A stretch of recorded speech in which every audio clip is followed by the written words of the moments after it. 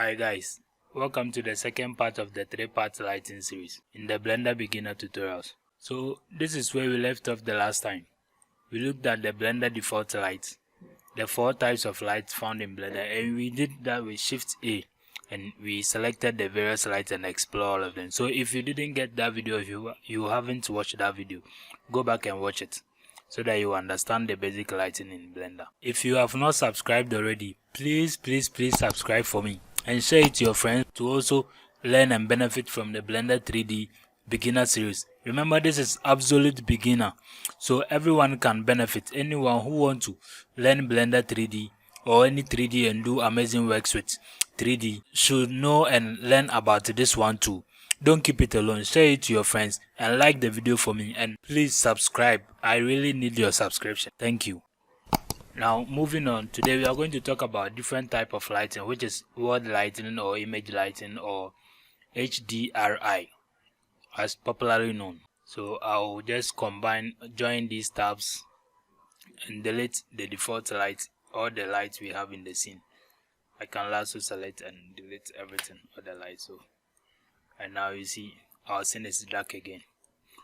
Okay, so with the HDRI, and we will also talk a little bit about nodes. I will introduce nodes, as you know already, or you don't. If you didn't know, Blender uses nodes, and some applications, like the Adobe applications, uses layers, but Blender uses nodes. So it's an opportunity to talk about nodes or introduce nodes.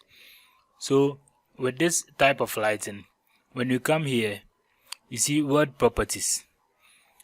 We have this background and we have color. So when we click on the color, you see we have environment texture, which if we choose that one, we will plug in an external environment texture, which is an HDRI, or otherwise you can just let me separate this and make this one a shader editor. And you see, when I select an object, this is the object material. This is the object material. The material have. Let me go to the rendered mode and see. So you see, this is the object. But when we come to the object, we can change it. We have the world and the line style. We can choose world. And with the world, you see, it's just the background or the default world lighting. And let me also talk about preferences. Go to preferences. Follow me and choose add-ons.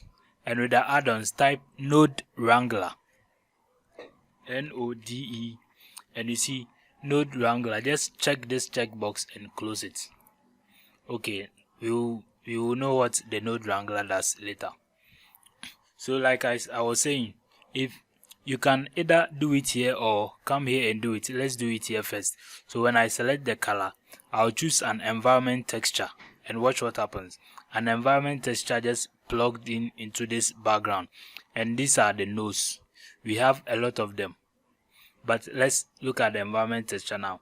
And now let me go to the rendered mode. You see, it became pink. You can hold your control and right mouse button to cancel it. You see, if it's not connected, this is how it is. There's no light in the scene, but the moment you connect an environment texture to it, it becomes pink, meaning it's waiting for an environment texture, an image texture, or an HDRI to be plugged in. So you can just go to open and choose an HDRI. So I'll locate my HDRI, and yes, this is my HDRI. I can choose any of them. And to get HDRI, you can go to HDRI Haven or any other HDRI site. Just type in Google and you will get some. But I recommend going to HDRI Haven so that you can get it. So let me choose this for the meantime. I'll just click it and open image. The moment I open, you see this is an HDRI. It's just mimicking a real life lighting. You see how it behaves. So at this moment, the lighting is the image is lit and our scene is lit. Sorry. So let's come back to the object mode, select this and add new color. Because it's not having any color, that's why we didn't have any node. So you can click add plus new node, and we can just add some color to it, you see. So let's use this color for the meantime. Okay, and let's go back to the object, to the world, so that we can edit our HDRI. You see how it is. So that is nose for you, and that is HDRI. And you see, when we rotate, we don't rotate the HDRI, but we will still rotate our scene.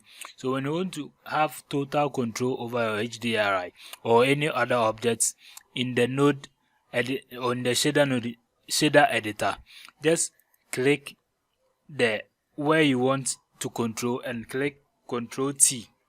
So when I add Control T, it will just generate some texture coordinates and mapping coordinates, and this is what we will use to control the HDRI, or if it was any other object.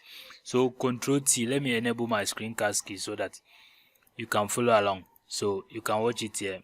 It is here, middle mouse. So let me delete it again and click this one, select this one, and hit Control T. Sorry, and you see it just gave us some mapping coordinates which we can use to rotate the HDRI rather, instead of rotating the whole scene. So it's connected into the HDRI, and let's see rotation. This is the X rotation. Let's see what happens. You see we are rotating on the X axis, and you see, let me right click and select reset all to default so that it comes back to the default setting. And let's see Z. Normally Z is what you rotate, because that is where the sun can be relocated, you see. So let's press 0 and view in the camera mode, and if we rotate however you want it, you can choose this side or however you want it, and you see immediately our scene is selected. So that is HDRI, and these are nose. Otherwise, you can come here. Let's choose a different HDRI, but this time I'll do it here. So I'll just close it, and you see there's no HDRI. Let me delete this one too. There's no HDRI in the scene, so I'll just open. Instead of opening it here, I'll just open it here and just choose HDRI, a different one. Let's say I pick this one. Like I said, if you want more HDRI, go to hdrihaven.com and you will get more HDRI. And you see I brought a different HDRI, and this is what, let me press 0 to leave camera mode, and you see this one too is a different HDRI. It's a forest scene. And like I said, if you want to control the HDRI, like we enable the node wrangler, so when you press Ctrl plus T, it will just bring a mapping coordinate so that we can just rotate the HDRI around.